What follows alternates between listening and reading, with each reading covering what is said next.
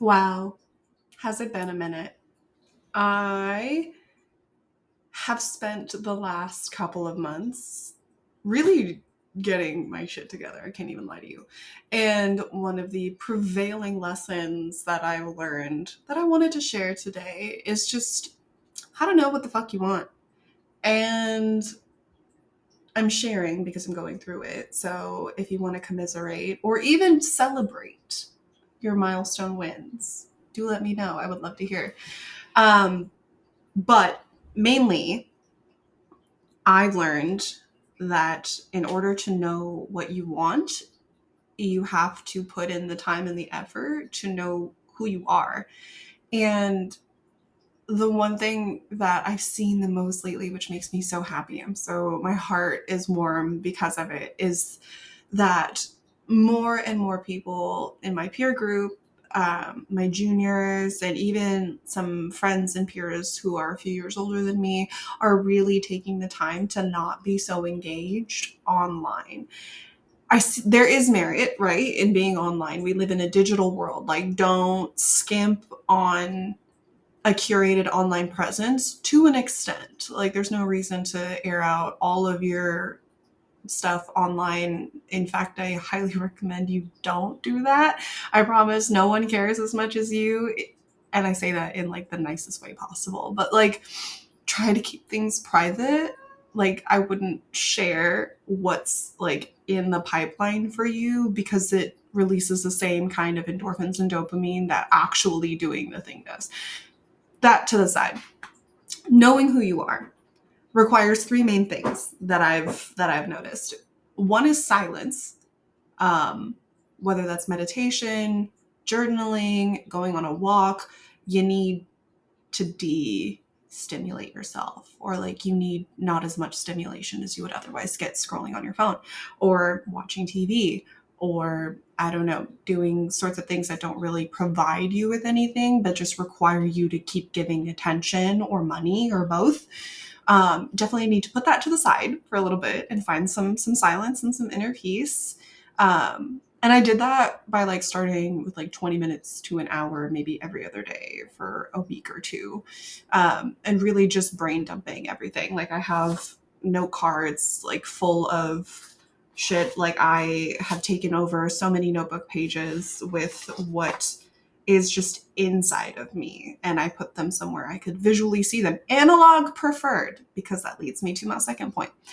I am a supporter of AI for the right reasons, and whatever the right reasons are just depends on what you're doing. Don't mind the cat toys in the background. My cat is bored, so we'll live with it.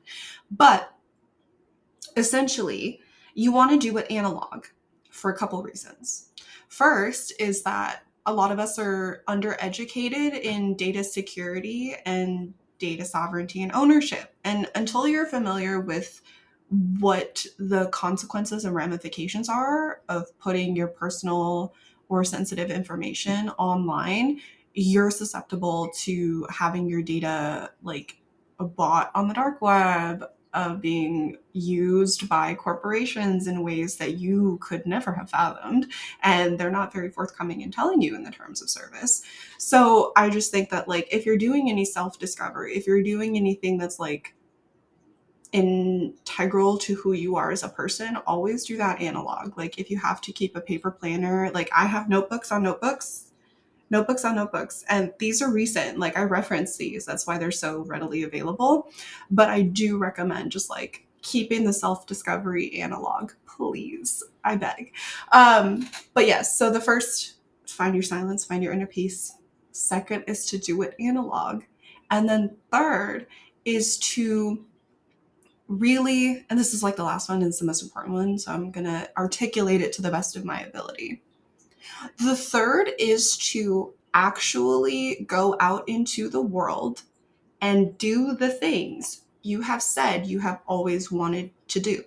For example, I have wanted to go to an event here where I live. And I live in a historic district, so I don't know how applicable this is. But if you live in Washington, if you live in Seattle, there are a lot of well, maybe actually anywhere, I don't know, but there should be a historic district or some culturally significant neighborhood or area in your metropolitan locale, right?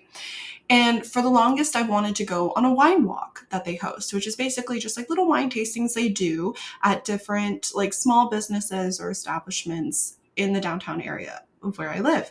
So I finally went to one and it shocked my little heart out.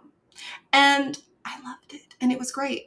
I've always wanted to go to the gun range and learn how to shoot and like figure out what that world is like. So I went and did it. I was interested in like martial arts. And so I found a studio and I went and I took a few classes and I really loved it. And all these things that I told myself that I had wanted to do up until this point, I just went and did them for shits and giggles, but also to learn how I would feel after I did the thing I said I wanted to do. Do I want to continue? Do I want to stop? Do I want to do something similar to it, but maybe not exactly what I tried now that I know more about the thing that I was interested in?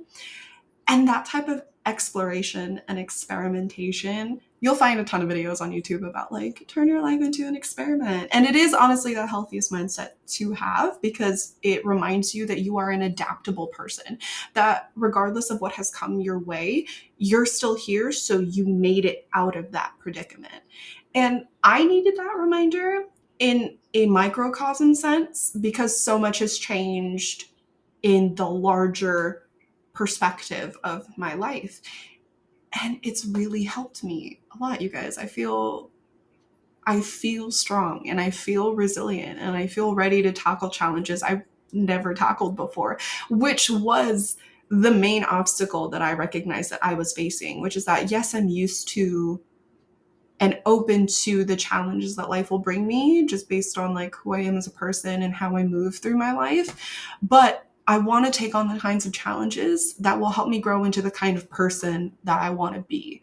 And not every challenge will do that. Sometimes challenges are karmic. Sometimes challenges are from negligence in your life. And I've suffered that for sure. Like I've literally had to pay off an exorbitantly large like ticket because I didn't pay off my toll bills on time last year. So, I mean, like those kinds of negligent things, right? But I wanted to start tackling the challenges that the person I want to become would face on the regular. And I'm kind of starting to get that sense. And so that resilience is born of me and what I'm going through and born from my own understanding and self-awareness of who I am as a person. So there's a lot going on. I know the protests were recent. And I also know that there's a lot of nervous and anxious energy around our current administration and how things will change because of who's in charge. Fuck them. For some things in your life, put that shit to the side. If it causes a problem in the course of you taking on a challenge head on, address it then. Cross that bridge when you get to it then. But all of the panic and the stress that I see people take on without them actually living their lives is such a shame to me. Like I see folks like in my own life just sitting at home paralyzed because they don't know what they can and can't do safely. And while I don't want you to put yourself in harm's way for any reason unless absolutely necessary, or if it happens by accident, like life doesn't happen to you, it happens because of you. Like an existence and aliveness, they're not the same thing. Like they're related but adjacent. So like existing is cool, you're covering your base needs, you're eating, you're shitting, you're sleeping, great. But like living in the present moment and being aware of these things, that's a concentrated effort you must make for yourself in your own life that isn't actually impacted as strongly as you may think it is. So I encourage you to do your own investigation into your life about what is heavily affected by external factors and what you yourself can direct and course correct for. And I guarantee you, if you write it down analog, there's some kind of connection from brain to hand that will help you retain that knowledge for yourself and also help you articulate it for your own knowledge. Like whether you want to share this with other people or not, like even if you yourself just know these things, yeah, it's maybe some mental labor up front, but what isn't, right? Because you're probably sitting up here worried about something you saw on social media that maybe has no effect on you whatsoever. And isn't that a shame? Where just you're scared of something that'll happen because you saw it happen to someone else, but you don't have the circumstances in your life to bring about the same kind of impetus. I'm trying to find a good word for that, and I think I got it, but it could have been better. But these are all one take videos, so you're really just getting what I give you. But yeah, no, I miss you all, and I've missed posting. So this is me reemerging from the crack in my life that I disappeared into. But yes, it's a Monday. It's the Monday of Juneteenth. It is June, which blows my mind. So I don't know, with all the fun things that are happening, it's summer, everyone's trying to have fun. But also, I know a lot of people who are going through some shit, like who are also got laid off and who are also looking for ways to fill their time and stop consuming as much and all these things. And I am convinced that for those of us who are in the position that we're in, you know, a little journaling, a little self-awareness never hurt. And it's honestly helped me make some of the best decisions that I've made since leaving corporate, since becoming a business owner, since becoming an entrepreneur. The level of clarity that I've been able to achieve the last 6 weeks because of this practice of silence, stillness, reflection, and intentional action have saved me. Like I would probably be a wreck right now if I didn't do those things.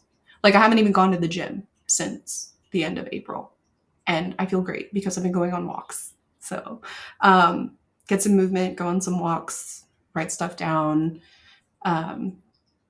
have moments without stimulation where you're just silent. You don't have to meditate. I literally will just like lay on the couch and like contemplate things with my eyes open. So I'm a ceiling starer, for those of us who just stare at walls and are okay with like softly gazing at nothing. But yeah, that is all I had for you today. I'm so happy to be back. I'm so happy to see you again. Thank you for watching. Thank you for reading. And I can't wait to talk to y'all again. Enjoy the rest of your Monday and see you soon. Okay, bye.